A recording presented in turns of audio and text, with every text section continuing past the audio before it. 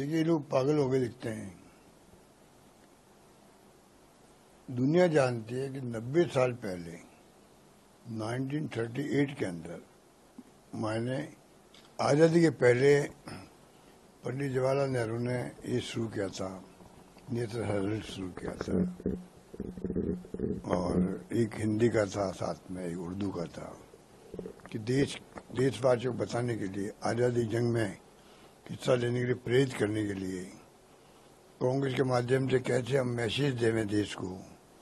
तो ये जो स्थापना की गई थी उस वक्त ही कांग्रेस के माध्यम से संदेश देना था देशवासियों को। आज़ादी की जंग में गांधी जी का संदेश हो, पंडित नेहरू का हो या महापुरुषों का हो, तो स्थापना उसके लिए हुई।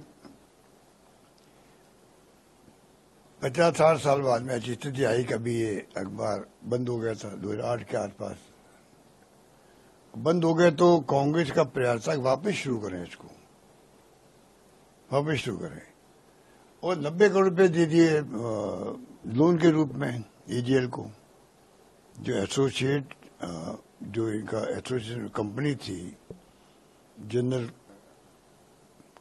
Limited, AGL associate general limited, 90 crore दे दिए। 90 करोड़ में क्या, लगभग 70 करोड़ तो दिए तनख्वाहों के लिए, कि जो बेचारे कर्मचारी लगे हुए थे उनकी तनख्वाह नहीं मिली 8, 10, 15 साल से।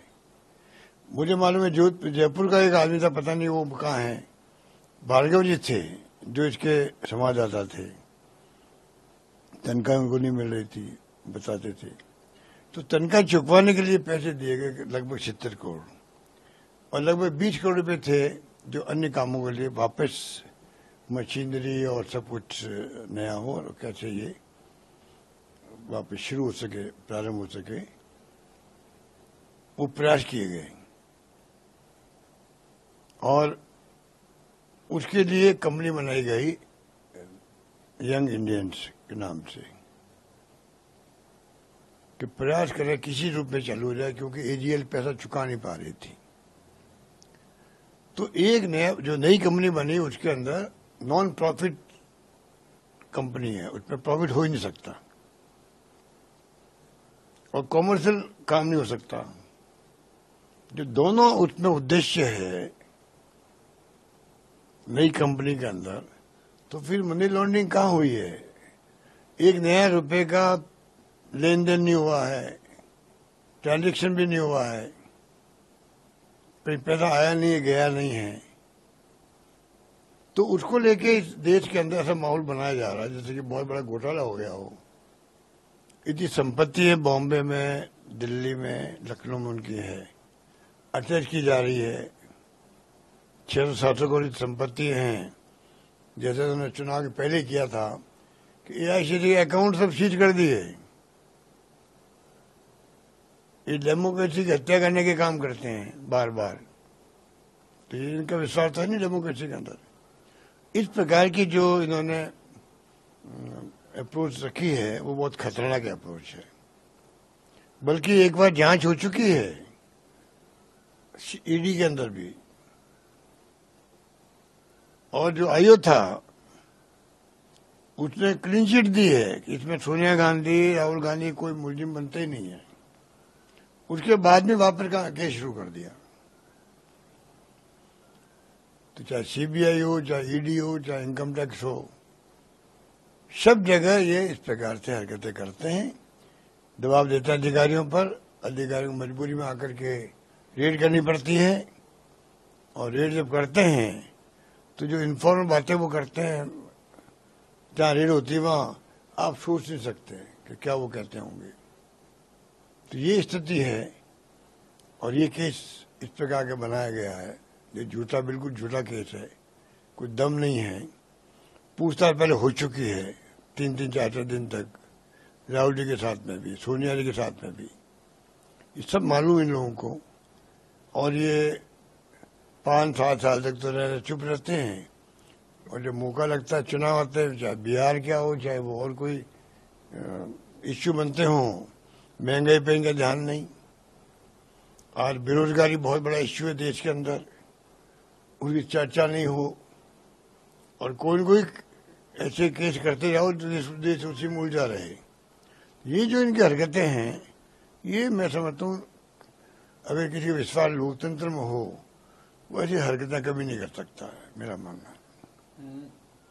कारण क्या लगता है आपको कि क्योंकि अब जो चुनाव भी आ रहे हैं, आपने कहा चुनाव आते करते कारण बड़ा कारण क्या लगता है? क्योंकि कल प्रताप सिंह खाचरियावास में अभी ईडी की रेड हुई, कि आपके जो बड़े लीडर्स है उनको चार्जशीट फाइल कर दी गई, तो उसके पीछे एक बड़ा मकसद आपकी कुछ आप आरोप चारों ओर माहौल बनाना देश के अंदर। मिस्टर रॉबर्ट वाड्रा जी को पहले बुलाया था कोई जमाने में, अब 10 साल बाद वालों बुला रहे हैं। तो ये जो एक साथ केस नहीं देख सकते थे, 6 महीने में, साल भर में केस डिस्पोज हो जाते हैं। अगर आप ईमानदारी होती तो आप इतना 10-10 साल क्यों लगते हैं? और अभी लोकसभा में जो उत्तर आया है क्वेश्चन का, 290 के आसपास इन्होंने छापे डाले हैं, रेड करी है या केस बनाए हैं पॉलिटिशियन पर। 900 समथिंग थे, उसमें सिर्फ 2 केसेस प्रूव कर पाए ये लोग। 900 लगभग में से 200 केस, 2 केस ओनली। तो आप बता दीजिए कि 900 लोगों के ऊपर क्या बीती होगी, चाहे वो उद्योगपति थे, छोटे थे, बड़े थे, पॉलिटिशियन थे अधिकांश तो, और सब लोग थे वो बीजेपी के आरएसएस के तो थे नहीं। इक्का दुक्का छोड़ दीजिए जो गलती से फंस गए। जैसे कानपुर में हमने सुना, जाना था किसी के यहाँ, नाम एक कॉमन था, चले गए वो और किसी के यहाँ पर, वो उसका बैकग्राउंड बीजेपी का था। कुछ 250 करोड़ रुपए मिले मेरे ख्याल से वहां पर, ऐसा मुझे याद है। उसको वापस मिल गए पैसे उसको, तो ऐसा सुना मैंने। अब क्या सच्चाई क्या हो तो जाने। तो ये इनकी हरकतें पूरा देश देख रहा है और इनको कभी माफ नहीं करेगा मुल्क, जब समय आएगा। ये बात पूरा देश जानता है, बच्चा बच्चा जानता है कि ईडी और सीबीआई भारत सरकार का एक पॉलिटिकल टूल है। सोनिया गांधी जी की जो पब्लिक लाइफ है और पब्लिक डोमेन में है, उन पे कोई एक उनकी छवि को धूमिल करने की एक नाकाम कोशिश है। इस केस में जो तथ्य हैं वो अदालत के सामने आएंगे और मुझे न्यायपालिका पे पूरा भरोसा है। राहुल गांधी जी को लोकसभा से बर्खास्त किया गया, लेकिन अंत में सुप्रीम कोर्ट ने न्याय दिया, इसमें भी मिलेगा। लेकिन ये एक टारगेटेड कार्यप्रणाली है भाजपा सरकार की कि विरोधियों का मनोबल कम करने के लिए, चरित्र हनन करने के लिए एजेंसीज का दुरुपयोग करिए। इस पूरे प्रकरण में जो मैं देख रहा हूँ अखबार टीवी में, कोई ट्रांजैक्शन, कोई पैसे का लेन देन, कोई मुनाफाखोरी, ये नेहरू जी ने 90 साल पहले कोई संस्था शुरू करी थी, उसको बढ़ाने के लिए अगर कोई काम कर रहा है, उसमें कोई गलत नहीं है। फिर भी मैं मानता हूँ ये जो कार्रवाई की जा रही है, ये सिर्फ और सिर्फ एक बदले की भावना से की जा रही है। और जो 400 की बात करते थे, 240 पे अटक गए और इंडिया अलायंस की 235 सीटें आ गई हैं, तो वो उस बात को हजम नहीं कर पा रहे हैं। और ये टारगेटेड जो कांग्रेस के नेताओं को डिफेम करने की जो कोशिश है, इसका जवाब हम देंगे, कोर्ट्स के अंदर देंगे लेकिन सड़क पे भी देंगे। इंटरेस्टिंग ये है कि आप लोग कह रहे हैं कि अहमदाबाद में सेशन कांग्रेस ने की, जिस वजह से ईडी एक्टिव हुई। अब टाइमिंग आपके सामने है और ये केस बहुत लंबे समय से चल रहा है कि पूछताछ हो गई, और ईडी का तो कन्विक्शन रेट है वो 1% है। छापे डालते हैं, चार्जशीट करते हैं, नोटिस देते हैं, लेकिन कोर्ट लताड़ती ईडी को कि आपका कन्विक्शन 1% है। रिकॉर्डेड हिस्ट्री है, मैं अपने आप से नहीं कह रहा हूं। तो ये तो सिर्फ पॉलिटिकली मोटिवेटेड होता है कि कैसे सुर्खियां में ध्यान डाइवर्ट करें, या टैरिफ लग रहे हैं, बेरोजगारी हो रही है, महंगाई, बिजली पानी के हाल बुरे हैं, किसान आत्महत्या कर रहा है, उस पर जवाब देना नहीं है। नेताओं को टारगेट करो, सुर्खियां बटोरो और ध्यान डाइवर्ट करो, लेकिन कांग्रेस जन जो है वो इसका जवाब देंगे न्यायपालिका के माध्यम से और सड़कों पर भी देंगे। चार्जशीट है वो दाखिल कर दी है सोनिया गांधी और राहुल गांधी के खिलाफ। इसको लेकर कांग्रेस आज पूरे प्रदेश और देश भर में प्रदर्शन कर रही है। आपने तमाम बड़े लीडर्स, जो कांग्रेस लीडर, उनके बयान सुन लिया होगा, अशोक गहलोत, उनके क्या कहना है आपका? देखिए, कांग्रेस का इतिहास घोटाले का इतिहास रहा है। एक घोटाले नहीं, कोयला घोटाले से लगा करके, एशियान घोटाले से लगा करके जितने घोटाले हिंदुस्तान में हुए हैं, उसमें ज्यादातर घोटाले कांग्रेस के नाम जाते हैं। और नेशनल हेराल्ड केस में इन्वेस्टिगेशन एजेंसी ने पिछले लंबे समय से पूरी जांच की और इसकी स्वामित्व संबंधी करीब 5000 करोड़ संपत्तियों का नेशनल हेराल्ड के अंडर में आती है, जिसमें से 988 करोड़ संपत्तियां इनकी दोनों मां बेटे की, सोनिया गांधी और राहुल गांधी जी के नाम से नेशनल हेराल्ड में 76% हिस्सेदारी इनकी है। लंबे जांच के उपरांत, अनेक तथ्यों को रिकॉर्ड पर लेने के उपरांत, अनेक दस्तावेजों पर रिकॉर्ड लेने के उपरांत अगर ईडी न्यायालय में चालान प्रस्तुत करती है और इसका कांग्रेस विरोध करती है, बयानबाजी करती है, तो लगता है कि कांग्रेस घोटाले बचाने में लगी हुई है। घोटाले पहले किए और चूंकि उनके राज में घोटालों पर जांच होती नहीं थी और अब मोदी जी के राज में करप्शन पे जीरो टॉलरेंस की नीति है और उसके तहत जिन्होंने करप्शन किया है, घोटाले किए हैं, उन सब की जांच हो रही है। जांच के उपरांत चार्जशीट पेश हो रही है, तो उनको न्यायिक प्रणाली में विश्वास करना चाहिए। और जो न्यायिक प्रणाली में विश्वास नहीं करते हैं वो ऐसे बयानबाजी करते हैं, आंदोलन की चेतावनी देते हैं या अराजकता फैलाने की कोशिश करते हैं। मैं राजस्थान के पूर्व मुख्यमंत्री आदरणीय अशोक गहलोत जी से पूछना चाहता हूं, वो अनेक बार बयान देते हैं कि संजीवनी घोटाले में जिन के साथ अन्याय है उनके साथ सरकार न्याय करे। तो क्या अभी जो कल जो ईडी हुई है PACL पर्ल एग्रोगेट कॉरपोरेशन लिमिटेड में करीब 28 लाख लोगों के साथ अन्याय हुआ है और बहुत बड़ी संपत्ति रियल एस्टेट के नाम से जिनके कल छापे पड़े माननीय प्रताप सिंह जी और 19 स्थानों पर, क्या माननीय अशोक गहलोत इसके संबंध में भी इनको न्याय दिलाने के लिए एक शब्द भी बोलेंगे? तो इनका दोहरा चरित्र, कुंठाग्रस्त चरित्र और एक दूसरे पर आरोप प्रत्यारोप लगाने और आरोपों को बचाने की